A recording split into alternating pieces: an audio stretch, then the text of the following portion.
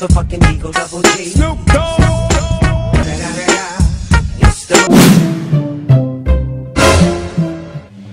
Qu'est-ce que tu fais? Hey! Yes. Oh!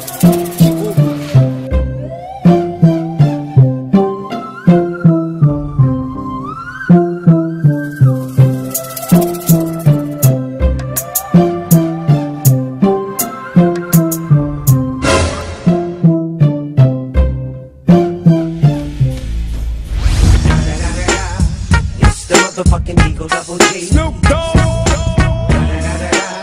You know what happened? Ihende wiruke ndakufunira mu mavi. Pita hapa nakubonye kare. Tonto urataze. Wibeshe wiruke no cyane kwereka ivyo imbwa yaboneye ku mugezi. None ushaka kurasha ibifunsi? Ni ibifunsi gusa. Amafisi ndayazana. Tonto. Tonto. Misigo yangu kanya ngaisha nyisa. Tonto. Ndakuishiwe. Tonto. Dewe ndaguma ndanza inzo nzi wanyu ndakuraba sindakuwa. Inome urabona muri misi. Tori duvisa amasho mu Rumonge. Hali anyi makamba. Nyanzarake. Nari biza ma concert. Tonto. Ngiye kukwereka icyo imbwa yaboneye ku mugezi. Ando musani. Uri musani kwangu. Ko usigaye uberewe. Wallahi sinako. Atanke nini? Jendi tank. No. Usigaye uruka ndi tank. No, il n'est pas compagnie. Stand up. Il n'est pas compagnie. Non, kumvikana. None. Usigaye ufata tema tako teke. Calme-toi. Inge gato kwa. Shut up. None. Ubunyene. Nge muri shopa.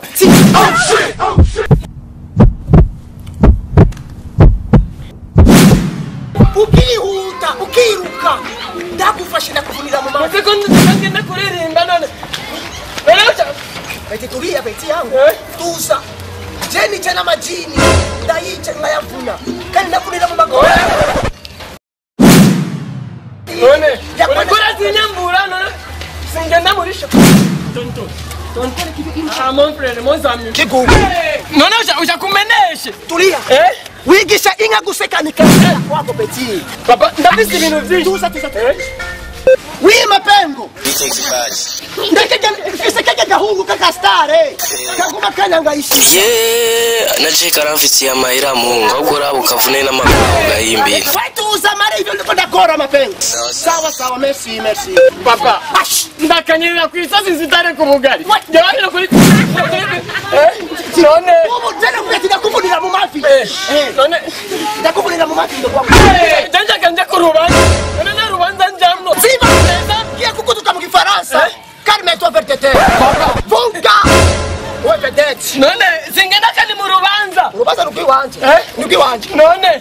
None urikuranyinira akazi wowe. Tulia. Pati. Papa. Oya nukuri kwimana. None.